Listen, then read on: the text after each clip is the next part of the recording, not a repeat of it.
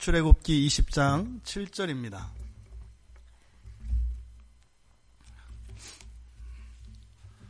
출애굽기 20장 7절,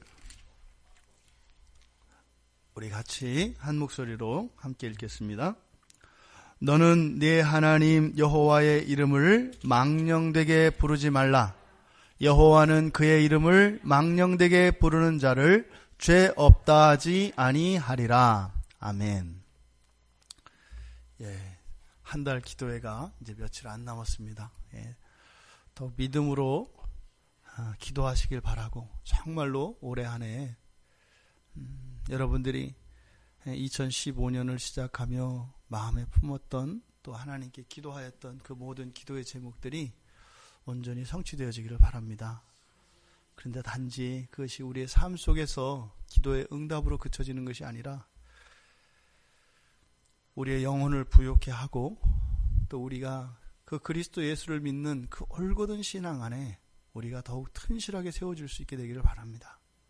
그래서 예수 그리스도를 믿는 그 신앙이 우리의 이 지상에서의 현재의 삶에도 큰 유익이 되고 큰 감사가 되어지며, 또 우리들의 마음과 우리들의 영혼에도, 그래서 이 세상에서 또 올해 한 해 우리들의 삶 속에서 누렸던 이런 하나님의 은혜와 그 많은 축복들이 영원의 이때인 것으로 하나도 버려지지 않는 그런 것을 올바로 쓰임받을 수 있기를 바랍니다. 또 오늘 우리가 함께 나누는 이 말씀을 통해서 정말 우리들이 하나님 앞에서 정말 속살과 같이 그렇게 말랑말랑해지고, 성령이 주시는 그런 세밀한 음성에도 즉각적으로 순종하며 아무 두려움 없이, 뻣뻣함 없이 그렇게 반응할 수 있는 우리들로 변화되어지는 그런 은혜가 임하기를 바랍니다. 알찬 사귐을 위한 계명이라고 설교의 제목을 정했습니다. 어제까지 1계명과 2계명, 10계명의 두 계명을 통해서 하나님은 오직 하나님의 백성들과만, 또 순결한 사귐을 원하신다고 말씀을 드렸습니다. 완전한 사귐을 말입니다. 그래서 제1계명에서 우리의 영원한 사귐의 존재는 오직 여호와 하나님 한 분밖에 없다. 또 그것은, 그 계명을 주신 그 목적은 하나님은 오직 우리들만 바라보고 계시다고 하는 하나님의 마음의 전달이었고, 그래서 하나님의 마음속에는 오직 우리들밖에 없다고 먼저 고백하신 것입니다. 그렇게 하시면서 우리들도 하나님처럼 우리들의 마음속에 하나님만 있기를 바라신다고 하는, 즉 순결한 그 사귐으로의 요청, 이것이 제1계명의 의미이고 목적이라고 말씀을 드렸습니다.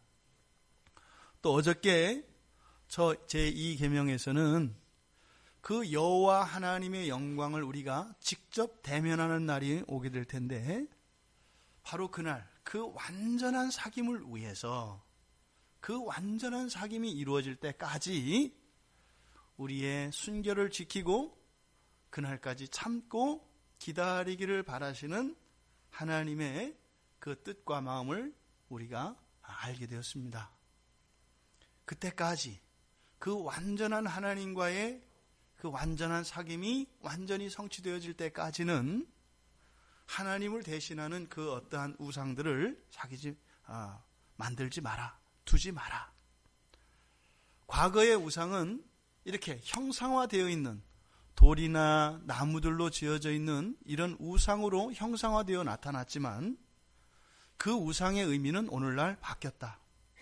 그것은 우리들의 내면에 그런 어떤 가치들이나 이러한 정신적인 것들로 그것이 바뀌어서 구약 시대의 사람들이 받아들였던, 그들에게 전해졌던 이 우상이라고 하는 개념이 우리들에게는 바뀌었다라고 하는 것을 말씀드렸습니다. 우리들에게는 이 말은 바꾸어 말하면, 그 오직 하나님만 우리가 마음속에 두기를 싫어하고 오직 하나님과만 누리는 그 순결한 사귐을 원하지 않고 또 완전한 사귐만을 원하지 않고 그때까지 대체할 그 무엇을 찾는 그런 본성이 우리들에게 있다라고 하는 전제였습니다. 이제 이 3계명을 통해서 여호와 하나님께서는 이제 하나님의 백성들과의 이 사귐에 대한 구체적인 이런 사귐에 있어서 금지사항에 대해서 말씀하고 계십니다. 이제는 하나님과의 그 사귐을 위해서 사귐 속으로 들어갔을 때 우리가 금해야 할 것을 말씀하고 계시는데 바로 여호와의 이름을 망령되게 부르지 말라는 것입니다. 이것은 하나님과 우리의 이런 순결한 사귐, 이것이 단순히 하나님과 우리들이 맺고 있는 인격적인 이런 관계에만 있는 것이 아니라 하나님과 우리들 사이에 이루어지고 있는 이 순결한 이 사귐에는 목적이 있는 사귐이기 때문입니다. 그래서 하나님과의 이 사귐이 단지 관계를 순결하게 하고 그것을 유지시키는 것으로 그치는 것이 아니라 하나님과 우리의 관계가 헛되지 않고 가볍지 않고 진실하고 인격적인 관계를 원하신다라고 하는 그 의도가 이 3계명 안에 들어가 있습니다. 그래서 거룩한 하나님의 성호, 이 여호와를 중요하게 여길 것, 거룩하게 여길 것, 훼손하지 말 것을 하나님과 우리의 관계의 기초로 말씀하고 계시는 것입니다.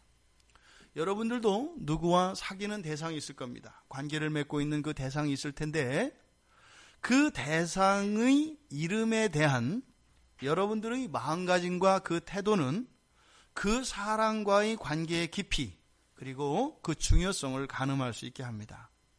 여러분들이 쉽게 말하면 텔레비전에서 나오는 이런 사람들의 이름을 어떻게 해요? 어린이들도 막 부르지 않아요? 감히 가족관계에서는 일어날 수 없는 일들이 이렇게 타자로서 그 이름만 알고 있는 사람들은 존칭 생략하고 그냥 부르지 않습니까? 그러니까 뉴스에서 나오는 사람들은 다 쟤잖아요. 쟤, 그렇지 않아요? 뭐 대통령이 됐든 정치인이 됐든 연예인이 됐든 뭐 학자가 됐든 다 쟤잖아요. 쟤 알아? 쟤 이렇게 되지 않아요? 그러니까 사실은 바르지 않은 것이죠. 그러니까 그런 것은 전혀 인격적인 관계를 맺지 않는 대상에 대하여 부르는 호칭만 들어도 그 사람이 다른 사람들과의 그 관계의 수준이 어떠한지를 알 수 있습니다. 하물며 직접적으로 관계를 맺고 있는 그 사람에 대해서 이름을 어떻게 대하고 간주하냐에 따라서 그 사람의 관계를 우리가 알 수 있다는 겁니다. 그러지 않아요? 명함을 받아도 그냥 받았다가 도로 버리는 명함이 있고 그것을 따로 관리하는 명함이 있고 그렇지 않습니까? 그래서 이 이름이라는 것은 그저 부르는 호칭 이상의 의미를 가지고 있습니다. 그러니까 하나님 편에서는 이미 성경을 통해서 우리의 이름을 특별하게 생각하시고 보배와 같이 존귀하게 여기고 계시다는 것을 알 수 있습니다. 어떻게 알 수 있을까요? 어떻게 할 수 있을까요?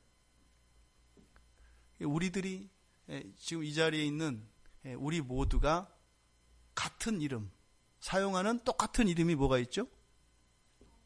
성도. 그런데 이제 또 교회 밖에 있는 사람들까지 다 똑같이 사용할 수 있는 이름이 뭐가 있죠? 예수를 믿지 않는 사람들도 다 같이 사용할 수 있는 이름. 여러분에겐 그 이름이 없으신가요? 왜 물으시죠? 사람이죠. 사람이죠. 그러니까 너무나 당연한 것을 물어보니까 좀 어려운 걸 물어봐야 좀 생각을 해서 대답을 하는데 사람이라는 이름입니다. 그런데 이 사람이라는 이름이 어떻게 생겼어요? 누가 만들었죠? 하나님이 지어주신 이름입니다. 우리가 보통 단어를 이야기할 때 명사 이렇게 얘기하잖아요. 명사라고 하는 말은 무슨 뜻이에요? 이름이라는 뜻이거든요. 사람이라고 하는 이 이름은 이 세상에 있는 모든 피조물 가운데 유일하게 지어주신 하나님이 유일하게 지어주신 이름이에요. 생물체 가운데. 하늘에 떠 있는 해와 달과 별, 이런 것도 사실은 궁창 이렇게 광명 이야기했지만 구체적으로 하나님이 성경에서 이름을 직접 장명하여서 명확하게 명시되어진 이름은 사람이에요.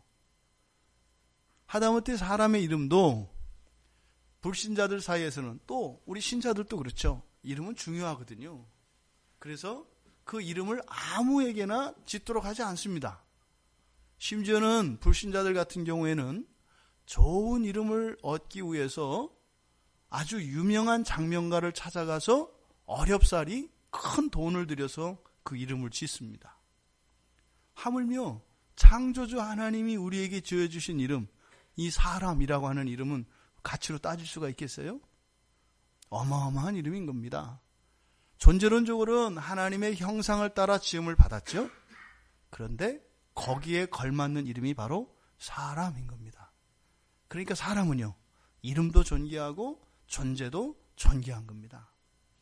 다른 모든 피조물들은 사람에 의해서 지어집니다. 그러니까 이 사람이라고 하는 이름 자체가 굉장히 특별하고 이 피조물 가운데서 유일하게 하나님께서 붙여주신 이름이라는 것을 통해서 하나님이 또한 그 하나님과의 사귐의 대상으로서 사람만 두었다는 것을 우리가 알 수 있습니다.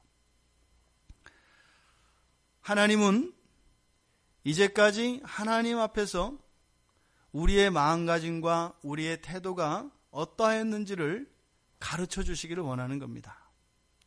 우리가 깨닫지 못하고 있는, 그러하면서도 불구하고 우리가 깨닫지 못하고 있는 우리의 실존, 우리의 사실에 대해서 가르쳐 주시는 거예요. 이것이 지금 십계명에서 나오는 1계명, 2계명, 3계명이 바로 하나님과 우리의 관계 사이에서 우리 안에 하나님을 대하는 그 태도와 마음가짐을 가르쳐 주고 계시는 거다, 이 말입니다. 그러니까 내 하나님 여호와의 이름을 망령되게 부르지 말라, 이 말은 무슨 말이에요? 너희들은 계속 망령되게 불러왔다는 것을 전제하는 거예요. 하지 말라, 하지 마라, 뭐뭐 해라, 이런 명령이라고 하는 것은 두 가지 의미를 가져요. 지금부터 그러니까 계속 해오던 것을 중단하고 중단할 것을 촉구하는 그런 의미가 있고, 또 앞으로 영원히 계속 그렇게 해야 되는 그런 또한 의미가 있습니다. 근데 지금 여기서 주시는 하지 말라라고 하는 이 이름은 무엇이에요? 그 이전까지 이스라엘 백성들은 이렇게 여호와의 이름을 망령되이 불렀던 것입니다. 중단할 것을 촉구함과 동시에 앞으로 어떻게 해요? 영원히 여호와의 이름을 온전히 부를 것을 말씀하고 계시는 것이죠. 이렇게 지금 이 말씀을 하시는 의도가 뭐라고요? 이제 하나님이 태초에 우리에게 주셨던 그 이름, 사람이라고 하는 그 이름을 우리에게 돌려주시고, 또 그때 에덴 동산에서 누렸던 그 하나님을 부를 수 있었던 그 온전한 여호와의 이름을 사람들로 하여금 온전히 부르게 함으로써 완전한 순결한 그 사귐 속으로 들어가기를 원하신다라고 하는 의도를 여기에서 드러내고 계시는 것입니다. 이 이름이 갖는 의미가 뭘까요? 먼저 이 이름은요, 관계를 전제하죠.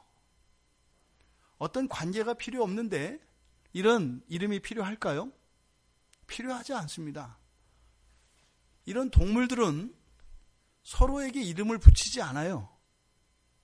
그저 그들의 소리를 가지고 서로를 식별할 뿐이지 개체들이 서로 어떤 독특한 이름을 부여하거나 이러지 않는다, 이 말입니다. 그러니까 이름을 짓는다, 이름이 있다라고 하는 것은 뭘 의미해요?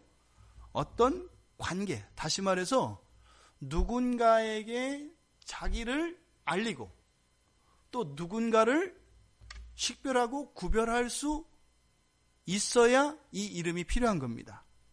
그러니까 사람에게 이런 이름이 있다라고 하는 것은 바로 사람이 이렇게 관계 속에, 그러니까 관계적인, 이것을 아리스토텔레스는 뭐라 그래요? 사람은 사회적 동물이다, 이렇게 얘기를 하는 거죠. 이것을 성경에서는 뭐라 해요? 사람은 관계적 존재이다. 같은 이야기죠. 근데 거기서는 아리스토텔레스는 우리를 동물이라고 했고, 성경에서는 동물이 아니라 사람이라고 하는 것이고, 그래서 사람은 어떻다? 사회적이다. 사람은 관계적이다. 이렇게 이야기할 수 있는 거죠. 그래서 세상에 붙여진 모든 명사들은 이 관계를 위한 겁니다. 모두 다. 우리가 맨 처음 공통적으로 사람이면 모두 다 갖는 이름이 사람이지 않습니까? 그러면 자기의 나라, 국적에 따라서 또 지역에 따라서 또 가정에서 사회적으로 여러 가지 여러분들이 가지고 있는 이름이 굉장히 많습니다. 예, 사람이라는 이름 다 가지고 있고요. 또 우리가 예수 그리스도를 믿는 신앙의 이름, 기독교인이죠. 예, 기독교인이라고 하는 그 이름을 갖습니다. 또 한국인이라고 하는 이름을 갖습니다. 또 여러분들이 출신지에 따라서는 뭐 어느 지역 사람이라는 이름도 갖습니다. 또 어느 학교 출신, 지연, 학연, 혈연 이런 모든 관계 속에서 이름들이 붙여져요.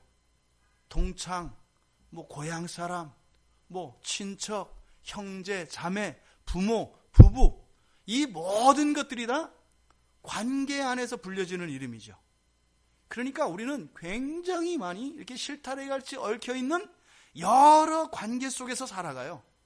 근데 이 모든 관계가 나를 중심으로 해서 다 얽혀 있죠. 또 그 관계와 관계들이 또 중간에 얽히기도 합니다. 예, 이렇게 해서 특히 이제 우리 그리스도인들은 그런 거 있죠. 예, 이렇게 알았는데 나중에 알고 보니까 다른 교회 내가 알고 있는 누구와 우리 집사님이 알고 있는 누가 동일 인물이 되는 경우 있어요. 예, 이렇게 해서 그러면 나의 사적 관계와 다른 사람의 사적 관계가 겹치게 되죠. 사실은 이 모든 것들이 그리스도인들은 어떻게 해요? 예수 그리스도를 중심으로 해서 모든 성도들은 하나의 관계 안에 얽힌다는 거예요. 유기적 공동체라고 하는 말이 이런 의미입니다. 그런데 단지 이것은 형식적인 관계로 뿐만이 아니라 어떻게 해요? 생명의 관계로 유기적으로 상호간에 영향을 주고받는 그런 관계로 우리가 얽혀 있다라는 거예요. 이것이 이름이 갖는 의미입니다.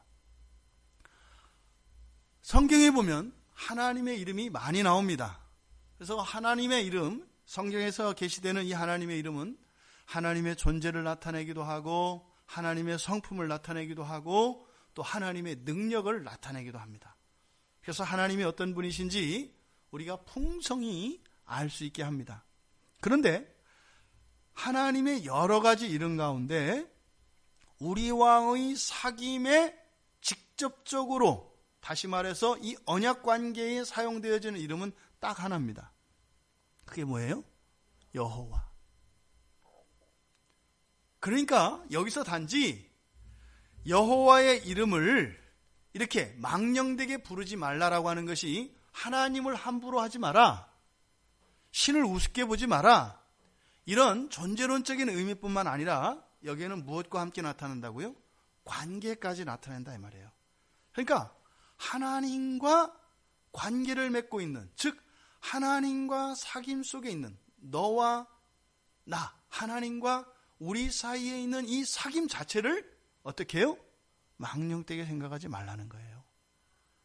존재에 대한 명령뿐만 아니라 하나님과 우리의 관계에 대한 하나님의 명령이기도 하다 이 말입니다. 뭐예요? 신앙인으로, 기독교인으로 살아가는 것을 망령되게 살지 말라는 거예요. 그래서 존재론적인 측면과 관계적인 측면 두 가지가 동시에 이 3계명을 통하여 우리에게 나타납니다. 그러니까 여호와의 이름을 망령되게 부르지 말라라고 하는 이 말씀은 여호와의 그 이름뿐만 아니라 관계를 거룩하게 여기고 존중하며 그것을 숭배해야 된다는 것을 의미하는 겁니다. 그렇다면 여기서 말씀하시는 망령되게 부른다, 이 망령된다는 말이 무엇이냐? 망령되다. 실제로 이 구약 성경에서 사용되어지는 이 언어들은 사전적으로 우리가 그것을 정의할 수 없습니다. 왜냐하면 우리나라 국어사전도 계속 개편되면서 의미가 바뀌잖아요. 히브리어도 마찬가지입니다. 그래서 이 모든 언어들은 시대가 흐르면서 문화와 이러한 정신세계 이런 가치의 변화에 의해서 단어들이 가지는 개념과 의미들이 점점점 변하게 됩니다. 그래서 성경에서 사용되어진 이 단어들은 성경 안에서 사용되어진 문장들을 통해 그 문맥 안에서 어떤 의미로 사용되었는가를 가지고 그 개념을 우리가 추론해야 되는 겁니다. 정확하지는 않지만 그렇게 했을 때 그 성경에서 사용된 그 단어 개념들을 우리가 오용하지 않을 수가 있습니다. 그래서 이 망령되다라고 하는 이 단어가 히브리어에서 구약 성경에서 어떻게 사용되었는가 이렇게 찾아보니까 헛되다, 또 거짓되다, 또 공허하다. 그러니까 무가치하고 쓸모없고 무용하게 쓰이는 이런 개념으로 사용되어집니다. 망령되다라는 말이. 그래서 전체 다를 언급할 수는 없고 대표적으로 세 가지만 말씀을 통해서 우리가 살펴보기를 원합니다.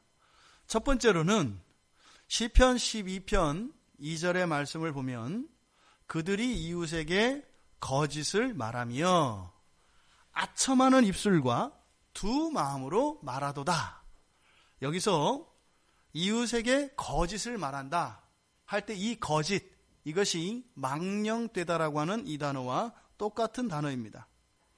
그러니까 여기 시편 12편 지금은 제가 한 구절만 말씀을 드립니다만 여기에 적용되어지는 많은 본문들이 있습니다. 그래서 이 단 하나의 구절만 가지고 말씀드리는 것이 아니라 이 망령되다라고 하는 이 단어가 가장 일반적으로 사용되어진 개념이 세 가지예요. 거짓되다, 헛되다, 공허하다. 그래서 그것을 가지고 말씀을 드리는 겁니다. 첫 번째로 이 거짓되다라고 하는 의미로 사용된 이 시편 12편 2절 말씀을 제가 인용한 이유는 여기에 보면 거짓을 말하며 하면서 뒤이어서 뭐라고 해요? 아첨하는 입술과 두 마음으로 말한다 해서 바로 이 망령되다라고 하는 이 단어에 대한 설명이 뒤에 나와요. 뭐예요? 아첨하는 입술, 두 마음. 그래서 이 구절을 인용을 한 겁니다. 그러니까 망령되다라고 하는 것은 뭐예요? 아첨하는 입술과 두 마음이에요. 그러니까 여기에서는 아첨과 두 마음이니까 망령되다라고 하는 이 말씀이 가지고 있는 의미가 뭐예요? 아첨하는 것은 사실과 다르게 상대방의 비유를 맞추기 위하여 듣기 좋게 말하는 것. 이것이 망령되다라는 말 안에 들어있는 의미다 이 말입니다. 또 두 번째로는 두 마음이니까 자신의 마음과 다르게 말하는 걸 말합니다. 망령되다라고 하는 말은.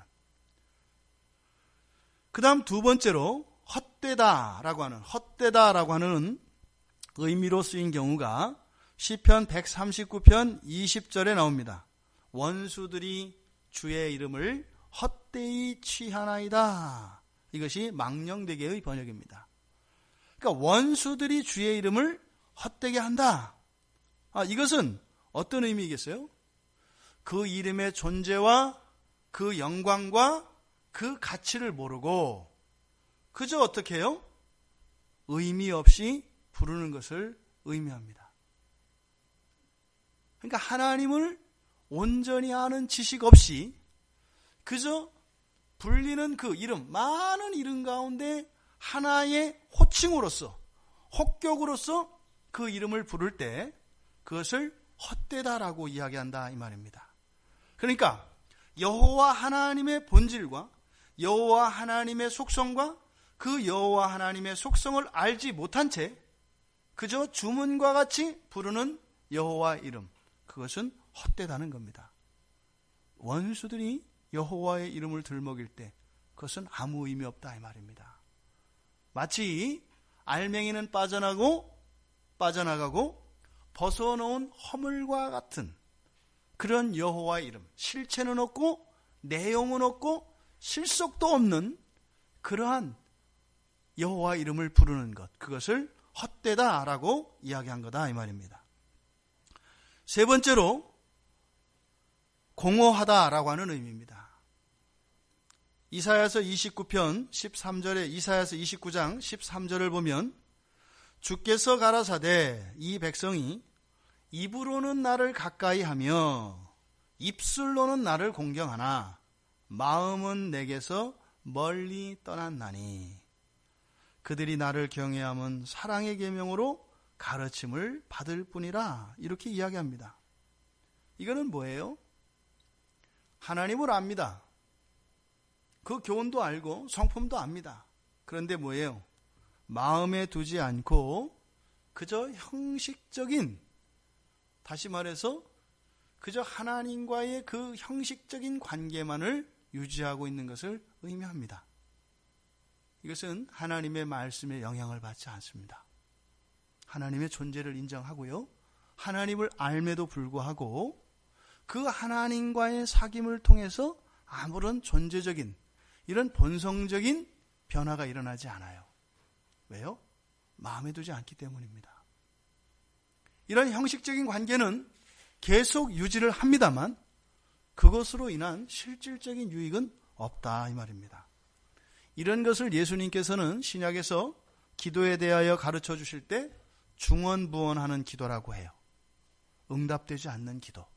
이것을 공허하다라고 말씀을 드린 것입니다.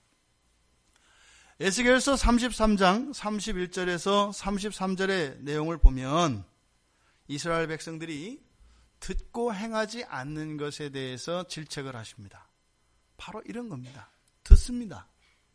그 말씀을 받아들입니다. 그런데 그것을 따라 살지 않습니다. 이것을 공허하다 한다 이 말입니다. 이건 뭐예요? 오늘날 신약을 살아가는 백성들이 예수 그리스도를 믿고 구원을 받았어요? 구원의 보따리를 풀지 않는 걸 말해요. 하나님이 주신 선물을 풀어서 그것을 가지고 살아가며 그 믿음을 키워가는 삶이 아니라 일단 그것은 받아두고 종말에 풀어쓰기로 하고 사는 동안은 각자 힘으로 살게 한다 이 말이에요. 이것이 공허하다 이 말이에요. 공허하다는 것이 결코 아무 가치 없다는 게 아니에요. 현재의 우리의 삶 속에서 공허하다 이 말입니다. 이러면 어떻게 돼요?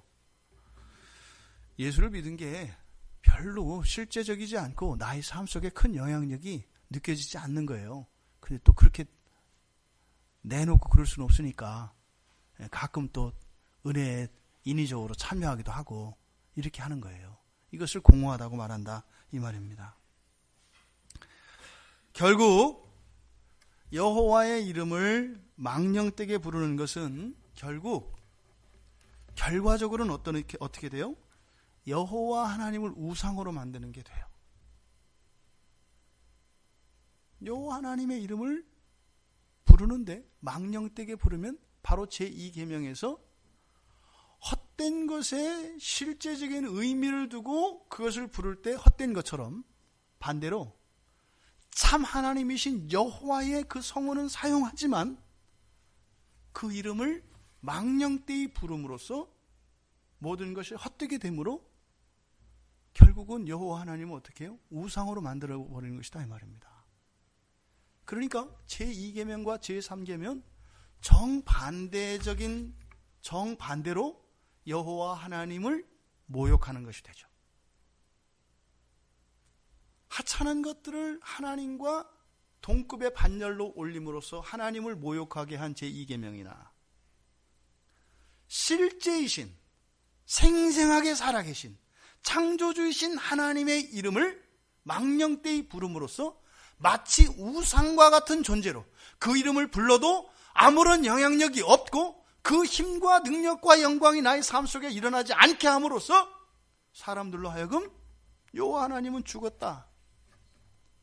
너의 하나님이 어디 있느냐?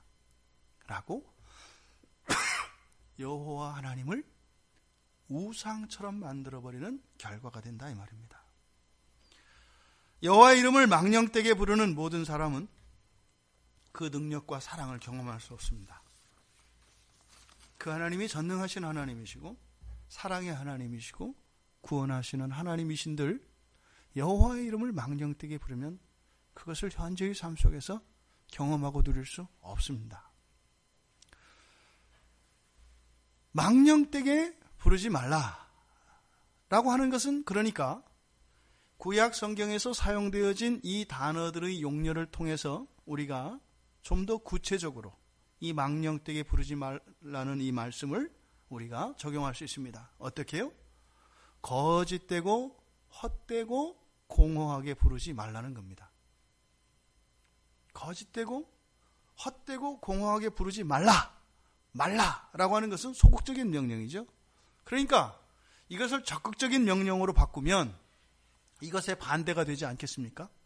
그러니까 어떻게 돼요? 참되고 그리고 아주 알속 있게 그리고 의미 있게 이름을 부르라는 것이죠.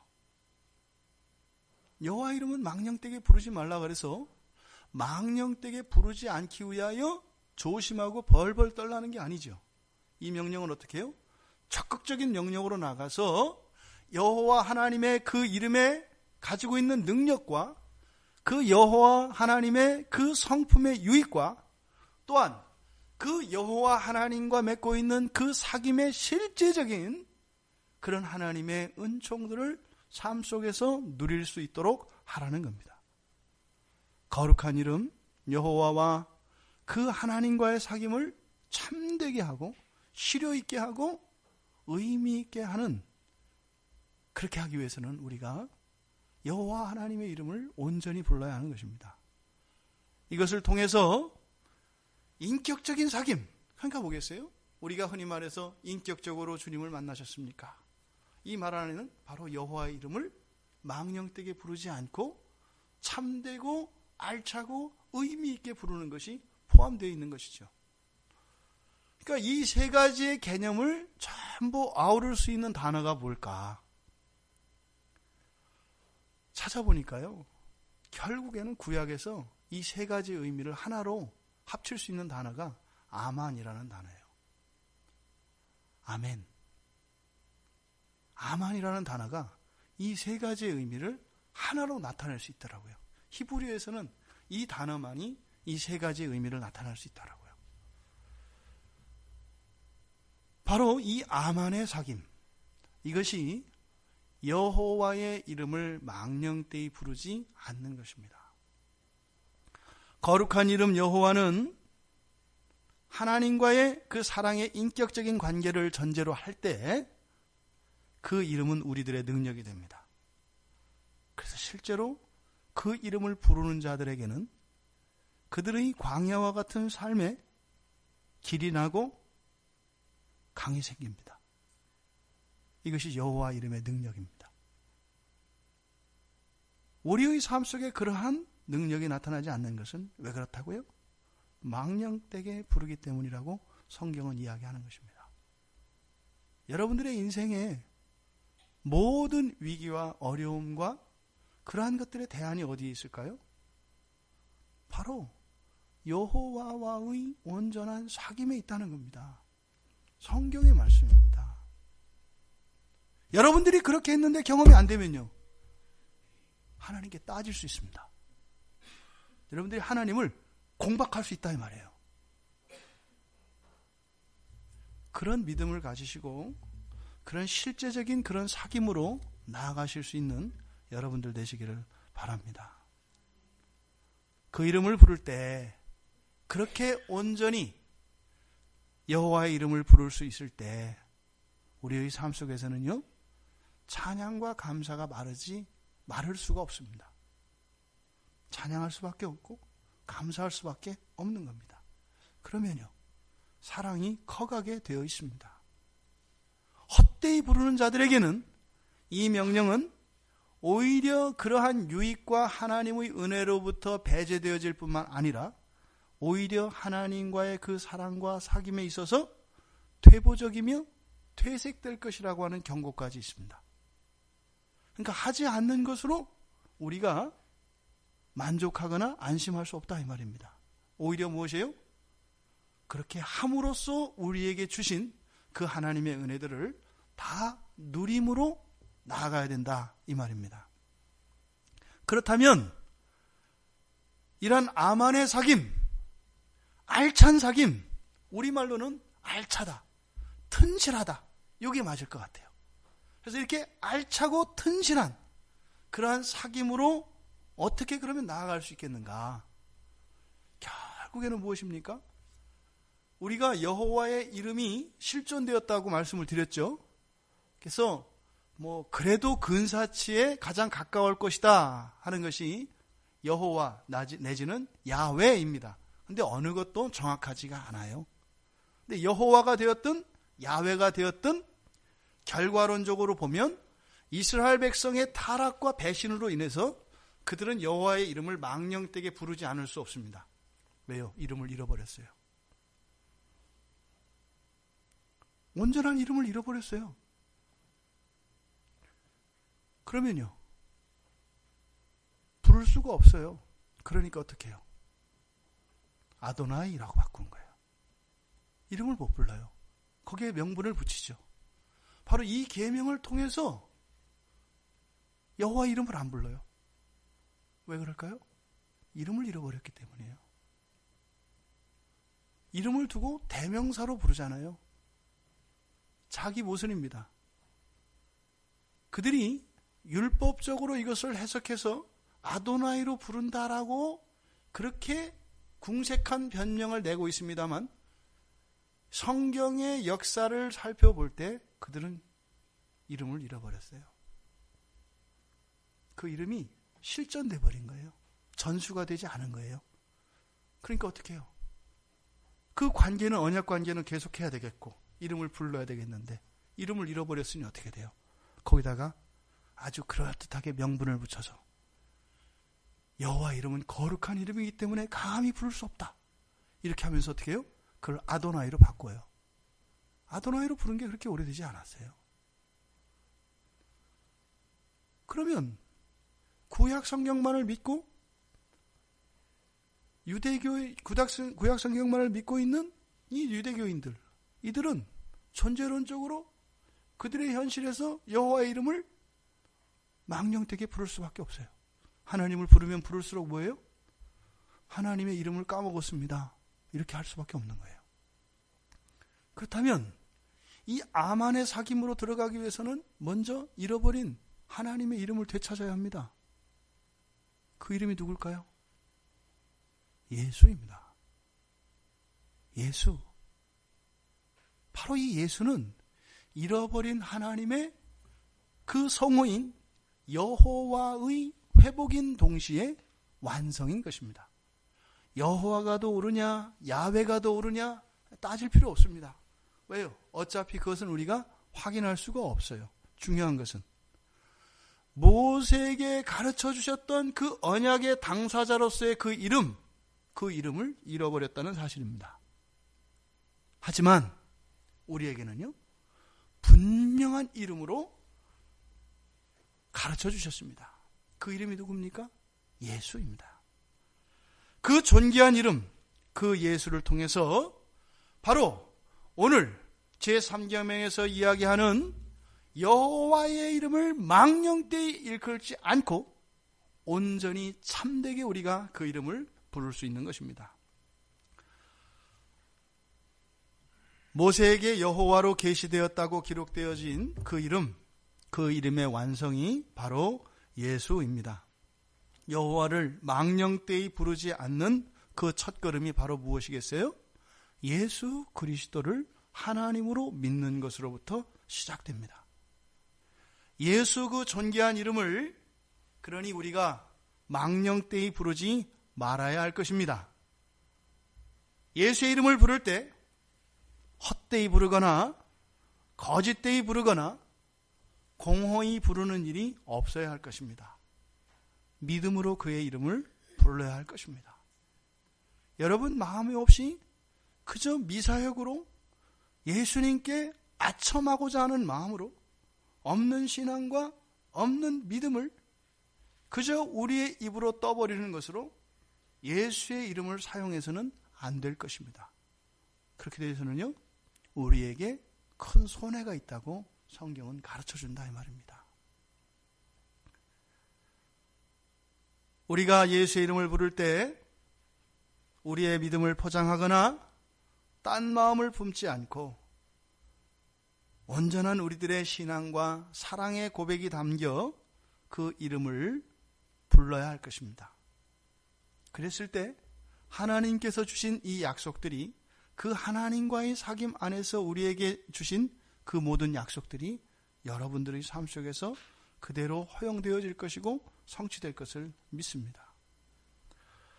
피와 살을 가진 사람으로 오셔서 그 이름만 가르쳐 주셨을 뿐만 아니라 사람들의 눈에, 사람들의 이 오감을 통하여 경험되게 하셨습니다. 눈으로 보여주셨고, 귀로 그 음성을 들리게 하여 주셨고, 손으로 만지게 하여 주셨고, 또한 가슴으로 느끼게 해주셨습니다. 그 자애로우신 예수 그리스도, 그분은 가난한 자, 병든 자, 더러운 자, 천한 자들을 찾아가셔서 그들의 불결을 씻어주셨고, 그들의 아픔과 그들의 질병과 그들의 영혼의 구속을 다 치료하시고 치유하시고 해방시켜 주셨습니다. 완전하게 하여 주셨습니다. 그 이름을 우리는 망령되이 부를 수 없습니다. 친히 우리의 모든 더러운 죄를 대신하여 그리스도께서 십자가에서 제물이 되어 죽으심으로 우리 안에 있는 이 죄의 덩어리들을 다 떼어내시고 그리스도의 그 존귀하신 살로 우리들을 바꿔주셨습니다. 우리 몸속에 혈관을 타고 흐르는 시커먼 그 더러운 그 죄의 피들을 다 뽑아내시고 예수 그리스도의 거룩한 보혈로 우리의 혈관에 새 피가 흐르게 해주셨습니다. 그것이 오늘날 우리가 성찬을 통하여 그리스도의 살과 피를 드리는 것입니다. 여러분들은 예수 그리스도를 통하여 하나님과 완전한 사귐 속에 들도록 허락되었고, 예수 그리스도를 통하여 완전한 인격적인 이런 관계 안에 있음을 믿으셔야 합니다. 여러분들은 예수 그리스도의 그 신성한 이름을 부르실 때 믿음으로 헛되지 않게, 거짓되지 않게, 그저 주문으로가 아니라 실제적인 이름으로 부르셔야 합니다. 그래서 하나님과 사귀며 이 세상을 살아가는 그리스도인들에게 허락하신 그 구원의 은총과 영생을 향하여 살아가는 그 복된 인생을 살아가실 수 있게 되시기를 바랍니다. 예수 그리스도를 통해 주신 구원의 관계를 믿고 인정하며 그 안에서 살아가는 것이, 그래서 예수의 이름을 망령되게 부르지 않는 것입니다. 여러분들이 예수 그리스도를 통하여 여러분들에게 주신 구원을 의심하는 것, 예수 그리스도의 이름을 망령되게 일컫는 겁니다. 여러분, 예수께서 주신, 여러분들에게 주신 그 구원에 대하여 한치도 의심하지 마십시오. 여러분들이 어떠한 이유로든 그 구원에 대하여 마음이 흔들릴 때 그것이 곧 예수 그리스도의 이름을 망령되게 부르는 것이라는 것을 기억하십시오. 행여 여러분들의 삶과 내면의 죄악과 일상생활에서의 이런 악행으로 인해서 내가 부끄럽고 두려울지라도 구원의 기초를 흔들지 마시라는 겁니다. 이 구원의 확실이라는 것은 예수 그리스도의 이름을 망령되게 부르지 않는 것입니다. 예수 그리스도의 이름을 망령되지 않게 부름으로 알찬 사귐, 이런 아만의 사귐 속으로 들어가실 수 있는 여러분들 되시기를 바랍니다. 바로 제3계명에서 여호와의 이름을 망령되게 부르지 말라라고 하는 이 계명은 오늘날 우리 신약 성도들에게는 바로 무엇이에요? 예수 그리스도를 믿는 믿음으로 살아가며 예수 그리스도의 그 이름의 존귀와 영광과 권능을 믿고 예수 그리스도께서 우리에게 주신 구원의 확신 안에 거하며 우리가 예수 그리스도의 이름을 부를 때 믿음으로 불러야 한다는 것입니다. 그랬을 때 하나님과의 사귐으로서의 인생을 살아가는 자들의 영광이 무엇인지, 그 이름의 능력이 무엇인지 여러분의 삶 속에서 온전히 성취되어질 것입니다. 그렇게 믿음으로 살아가며 믿음으로 우리에게 주신 온전한 창조주 하나님의 이름이신 예수, 그 예수 안에 거하며 믿음으로 살아가는 여러분들 되시기를 주님의 이름으로 축원드립니다.